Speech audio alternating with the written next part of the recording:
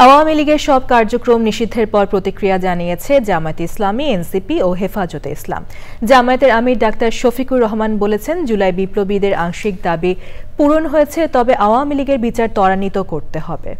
শাহবাগে সংবাদ সম্মেলনে এনসিপির দক্ষিণাঞ্চলের মুখ্য সংগঠক হাসনাত আব্দুল্লাহ বলেছেন, সরকারের সিদ্ধান্ত ইতিবাচক।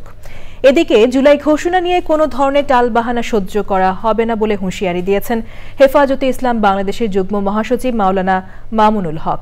মইনুল হাসানের রিপোর্ট। বান্ডেল থাকলে প্রতি সেনমানিতে টাকা বাঁচবে।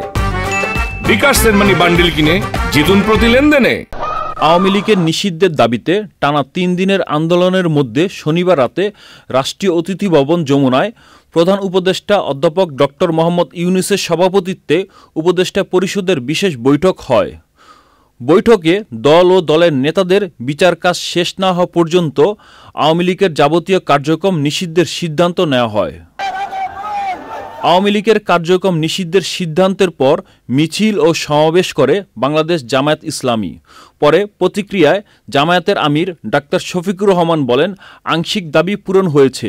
আওয়ামী লীগের বিচার নিশ্চিত হলে দাবি পূর্ণতা পাবে। একবার রক্ত দিতে শিখেছে, সেই জাতিকে কোনো কিছু দিয়ে তো মানা যাবে না।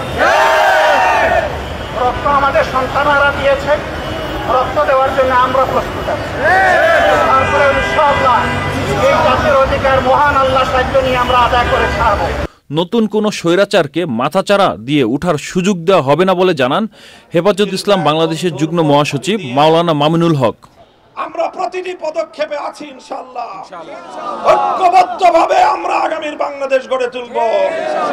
বিভাজনের রাজনীতি পরাস্ত হয়েছে, আগামীতে বাংলাদেশে বিভাজনের রাজনীতি করে কেউ ইনশাআল্লাহ সুবিধা করতে পারবে না। রাত 4:45 শাহবাগ মঞ্চে প্রতিক্রিয়া জানান হাসনাত আব্দুল্লাহ।